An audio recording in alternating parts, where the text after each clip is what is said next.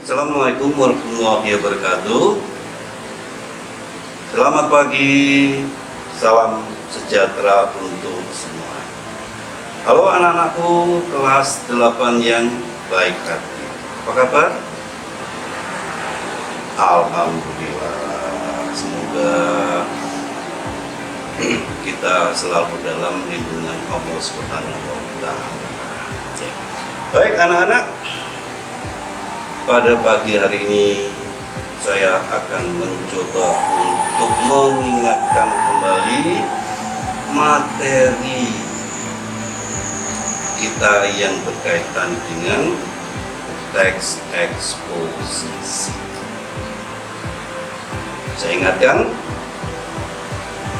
kemarin pada pertemuan lalu kalian sudah sempat membicarakan beberapa hal yang berkaitan dengan bagaimana cara kita mengidentifikasi teks eksposisi.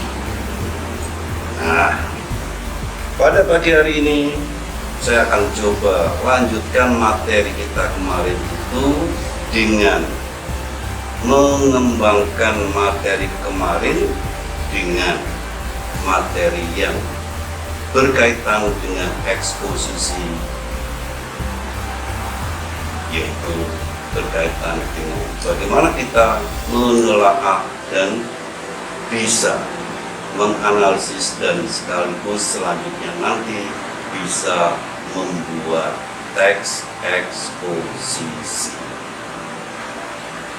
Agar materi saya bisa diterima dengan baik, kalian pun bisa mengikutinya dengan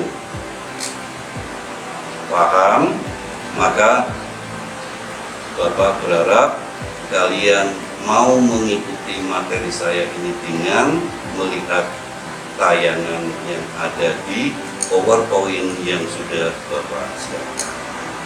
Tapi sebelumnya, mari kita mulai kegiatan kita hari ini ya dengan berdoa bersama. Semoga segala sesuatunya bisa berjalan dengan lancar. Di satu sisi Bapak ingin kamu tetap semangat walaupun kita sementara ini harus belajar dari jarak yang berjauh. Lagi, ayo ikuti materi saya dengan baik. Semangat, dan saya tetap berharap kamu punya aktivitas yang betul-betul bisa nanti pada akhirnya mencapai tujuan dari materi kita hari ini, yaitu berbicara mengenai pengertian fungsi, struktur, dan unsur kebahasaan yang ada di teks eksposisi. Baik, mari ikuti tayangan pada PowerPoint berikut ini.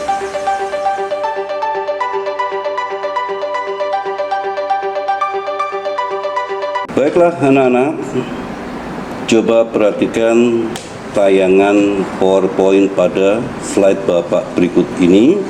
Ikuti dengan baik.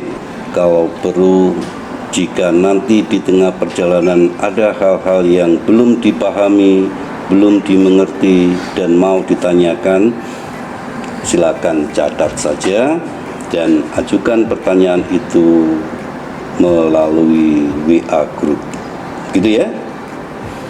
Baik, mari lihat tayangan Bapak di slide berikut ini. Bapak awali saja dengan menampilkan slide yang judulnya teks eksposisi. Pengertian, fungsi, struktur, dan unsur kebahasaan. Dari slide ini berarti Bapak ingin mengajak kalian pada pagi hari ini selain mengingat kembali beberapa hal yang berkaitan dengan pengertian teks eksposisi, fungsi teks eksposisi, struktur teks eksposisi, saya juga berharap kamu paham dan tahu betul tentang unsur kebahasaan apa saja yang ada pada teks eksposisi. Di kegiatan kita yang berkaitan dengan teks eksposisi itu, Bapak hanya ingin mengingatkan ada beberapa kompetensi yang sebenarnya memang harus kalian capai, harus kalian raih, bahkan kalian harus mampu menelaah isi dan struktur teks eksposisi, menyajikan gagasan pendapat ke dalam bentuk teks eksposisi yang mudah-mudahan nanti berupa artikel ilmiah populer. Itu ya anak-anak berkaitan dengan kompetensi dasarnya.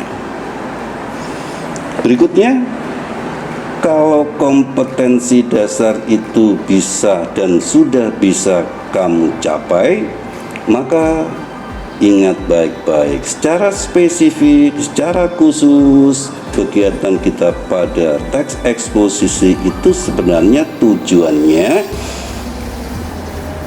untuk menelaah teks eksposisi, menelaah struktur teks eksposisi, menyusun kerangka teks eksposisi, kemudian menulis teks eksposisi.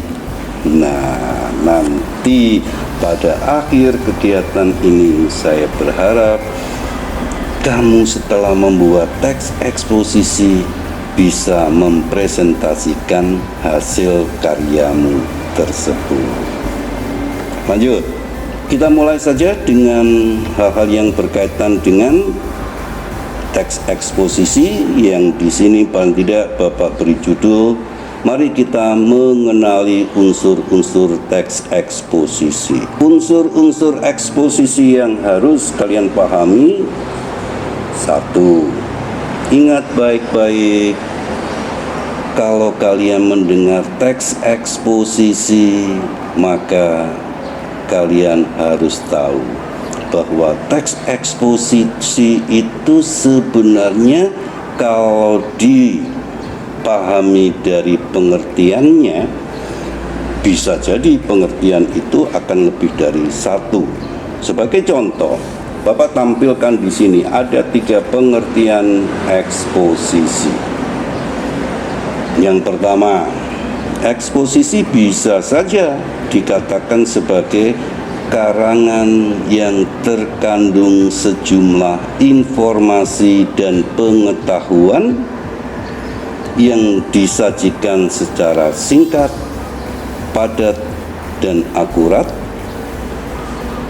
Bisa juga dikatakan bahwa teks eksposisi itu adalah jenis atau ragam teks yang memiliki fungsi menyampaikan gagasan-gagasan berupa pemikiran tentang suatu topik, atau bisa saja kalian memaknai teks eksposisi itu dengan pengertian teks yang berisi penilaian, dorongan, atau ajakan kepada masyarakat atau khalayak.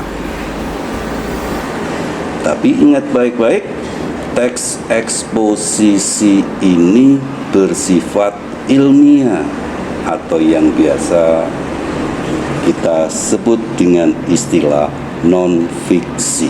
Berhubungan dengan bentuk teks, teks eksposisi itu bisa saja anak-anak bentuknya nanti berupa esai, bisa berupa tajuk rencana atau editorial, bisa juga berupa tanggapan kritis. Bisa berupa esai kalau karangan itu ternyata membahas suatu masalah secara sepintas lalu saja dari sudut pandang pribadi penulisnya. Bisa berupa editorial jika teks itu berupa tulisan pada surat kabar atau majalah yang mengungkapkan pendirian editor atau pimpinan surat kabar atau majalah tersebut mengenai beberapa pokok masalah.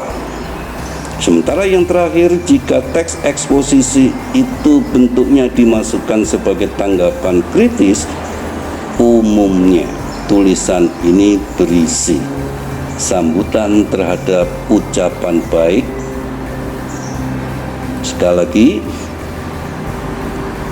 umumnya berupa tulisan yang berisi sambutan terhadap ucapan baik, kritik, komentar, dan sebagainya yang dikemas secara teliti dan cermat. Itu 3 hal yang berkaitan dengan bentuk teks eksposisi.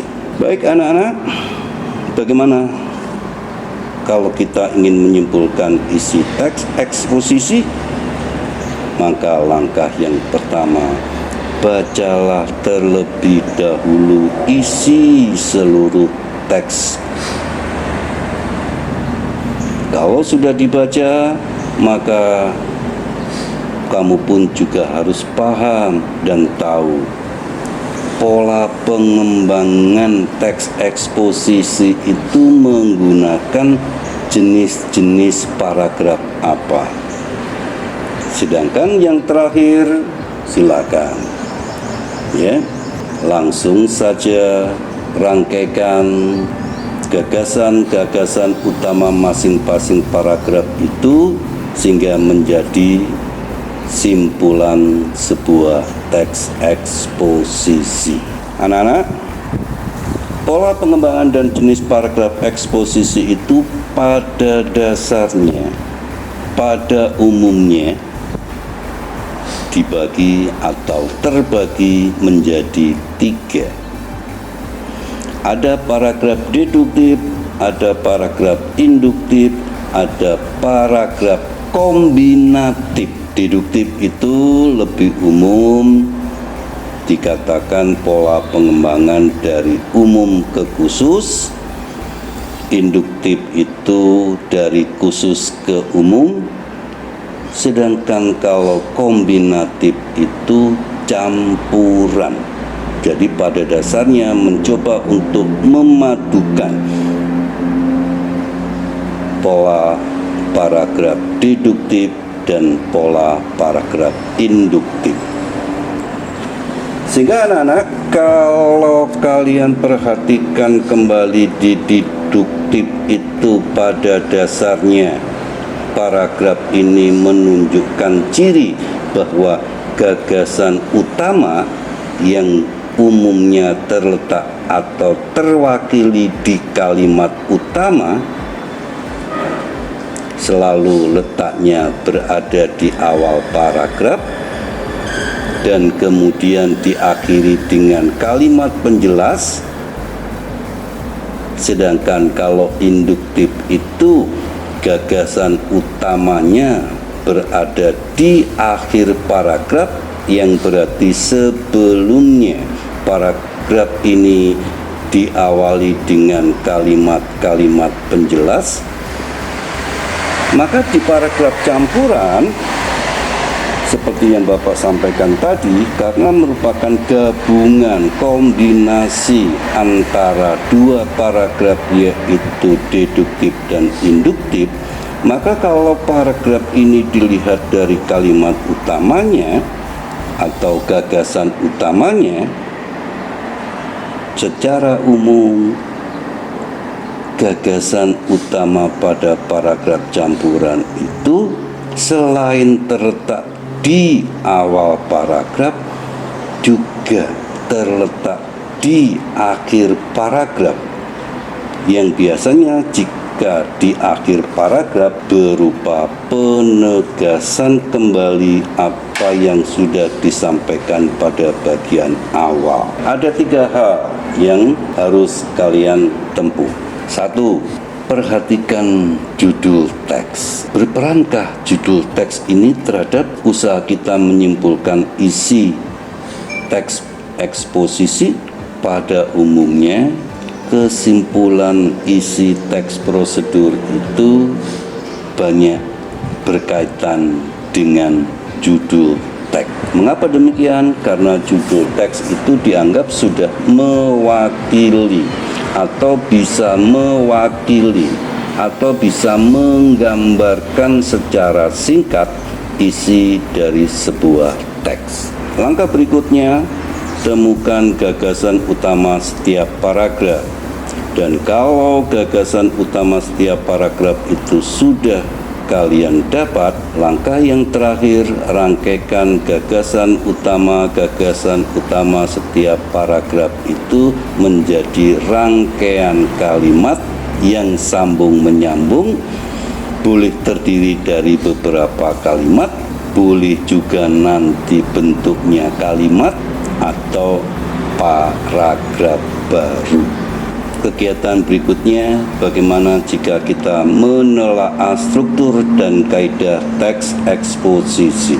Karena beberapa hal yang dimaksud itu merupakan struktur dari sebuah teks yang biasanya struktur yang satu dengan yang lain itu memang tidak sama, dan dengan kamu memahami struktur masing-masing teks inilah berarti kamu bisa membedakan sebuah tulisan, sebuah teks itu masuk pada jenis teks apa.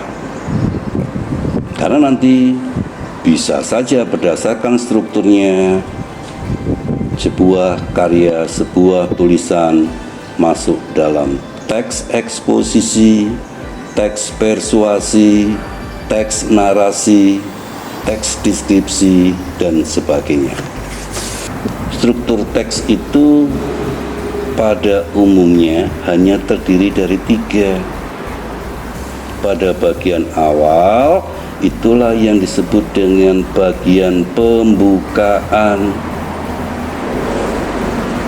Di bagian ini, kalian kalau mau menulis atau penulis yang sudah membuat teks biasanya mencoba untuk memperkenalkan topik, memperkenalkan tema, memperkenalkan masalah yang akan ditulis.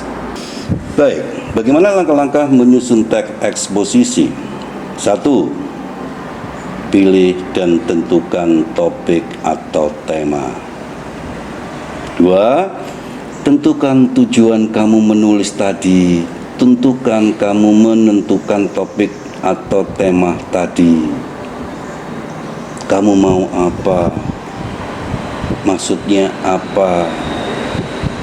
Lalu bagaimana? 3. Agar tulisan-tulisan kamu tadi itu berbobot, bermutu, berisi, kamu harus melengkapi tulisan kamu itu dengan terlebih dahulu kumpulkan sebanyak-banyaknya data,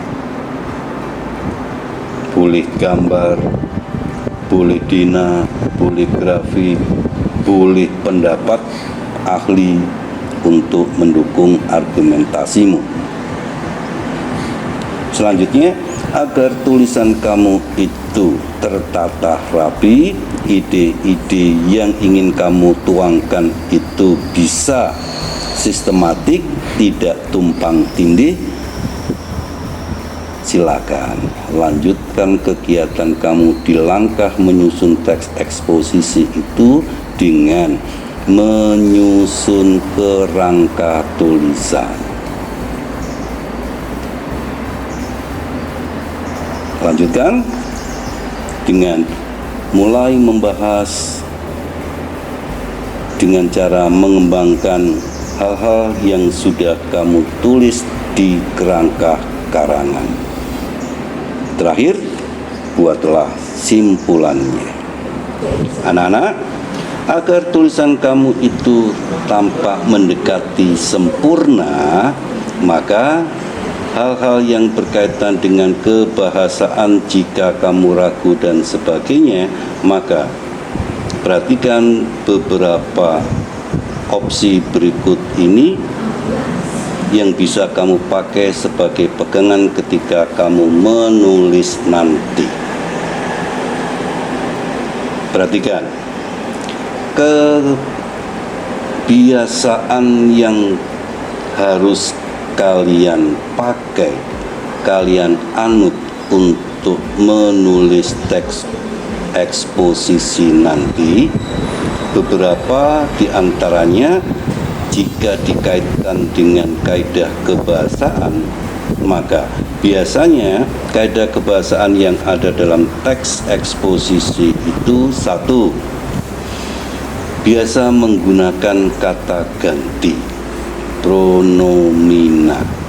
Kata ganti yang dipakai pun juga kata ganti orang pertama, baik tunggal maupun jamak. Jadi seperti pemakaian kata saya, kami, atau kita adalah pemakaian kata ganti yang biasa atau lazim dipakai. Dua, jangan kemana-mana ketika menulis teks eksposisi. Mengapa?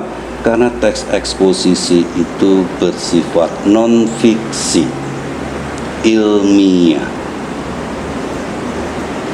Keilmian dari teks ini biasa ditandai dengan penggunaan bahasa yang jelas, tidak bermakna ganda. Demikian juga dengan tiga, bersifat informatif. Artinya, dalam teks ini berusaha untuk memaparkan informasi atau pengetahuan yang diperkaya dengan fakta, contoh, bukti, atau merujuk pada pendapat pakar. Selanjutnya, hati-hati.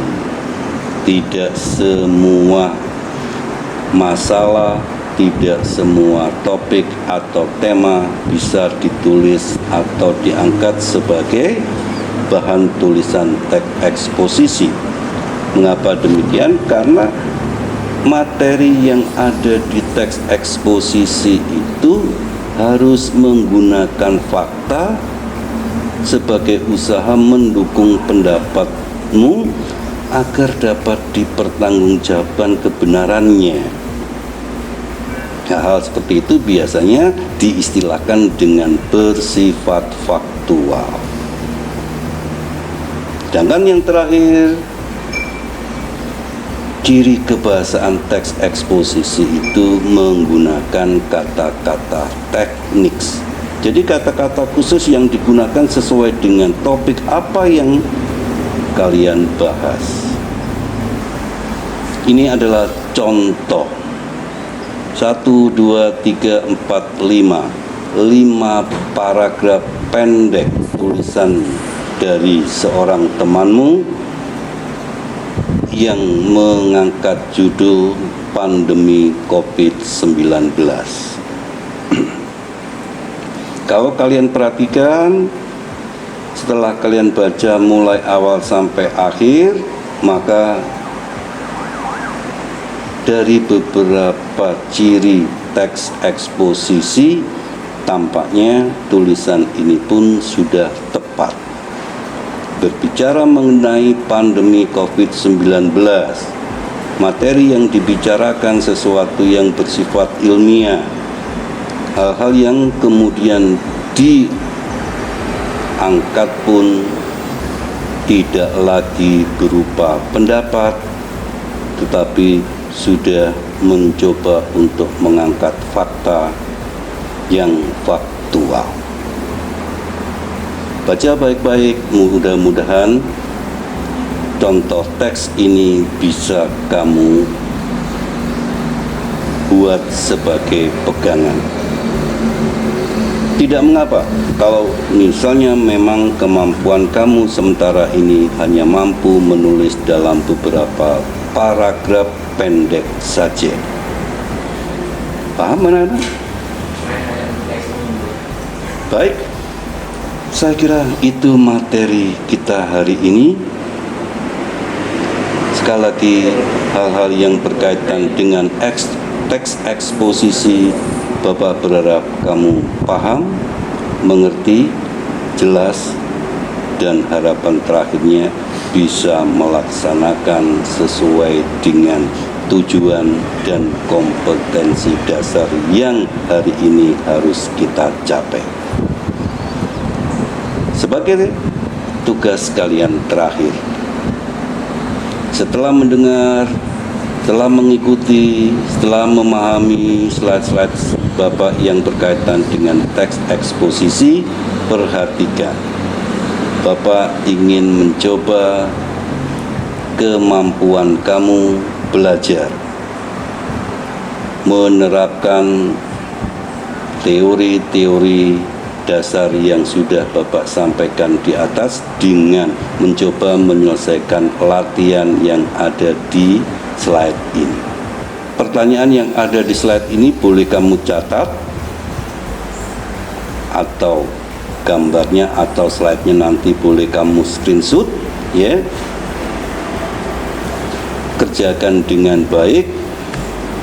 Kamu boleh mengerjakannya secara individu, boleh juga dengan diskusi dengan teman-temanmu yang berdekatan.